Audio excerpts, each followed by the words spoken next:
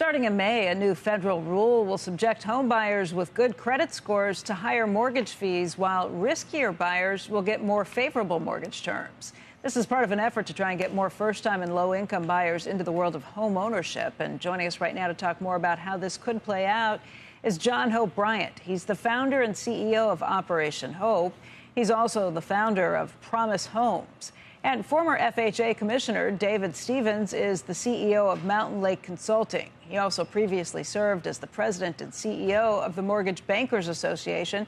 And gentlemen, welcome to both of you. Dave, why don't we start out talking about what this rule is, how it plays out, and what it'll mean for the average home buyer? Well, look, with all the best intentions, the director of the regulator for Fannie Mae and Freddie Mac, the FHFA, has been pushing both Fannie and Freddie to do better in providing affordable mortgage products for first-time home buyers, particularly with lower credit scores and lower down payments. Often that's filled with minority home buyers, African Americans and Hispanics, where the GSEs have just performed much worse than the FHA program and some other programs available.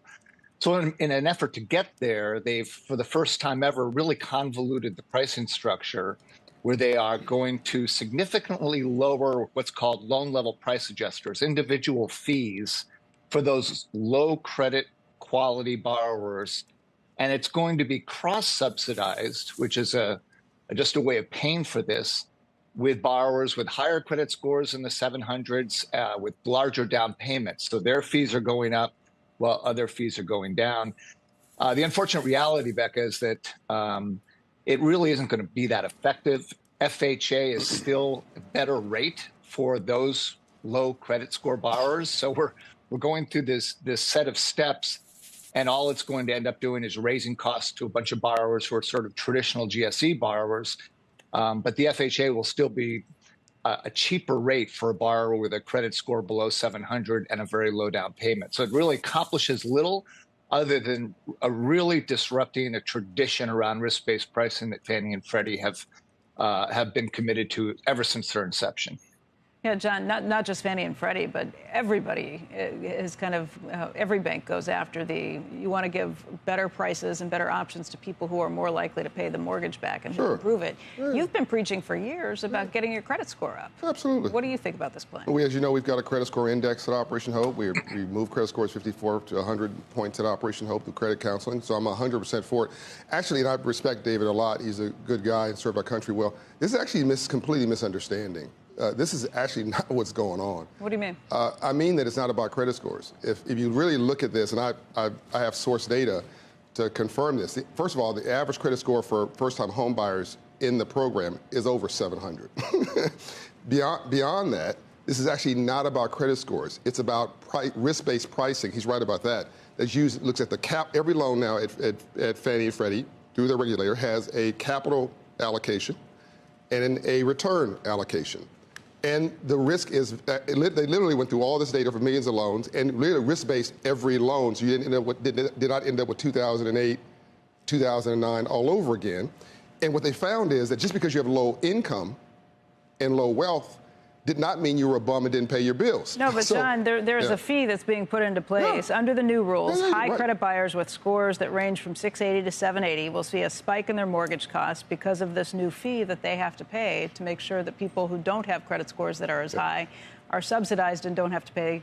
So that is technically correct, because the only place that in the statute, because this is a government-supported mortgage instrument, the only place in the statute that anybody can give you kind of break is a low-income prospective home buyer. So that person gets a cut in the loan fee.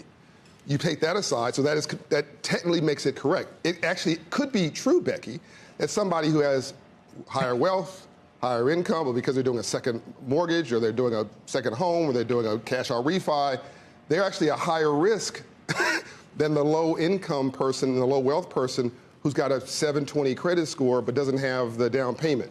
So the person who's coming in this program as a first-time home buyer actually might be a better credit paying risk. John, the fee is called a loan level price adjustment, LLPA. Mm-hmm. It's going to make their monthly mortgage prices rise by over $60 a month. You're saying this isn't a fee because these are people who are low credit risk. You're saying that this is an adjustment because those people were never low credit risks and because FHA has been doing it wrong?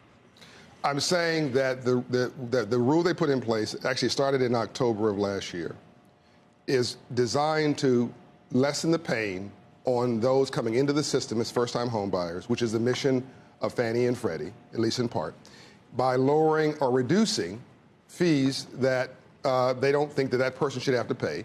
That person's low wealth and low income, not a bum with a bad credit score. Nobody's saying they're a bum. No, I know. I'm just being, for dramatic effect, for those watching, I want them to understand the difference. That somebody in this program could have a 720 credit score and very little down payment, but be risk weighted in the portfolio of somebody who actually is not a credit risk.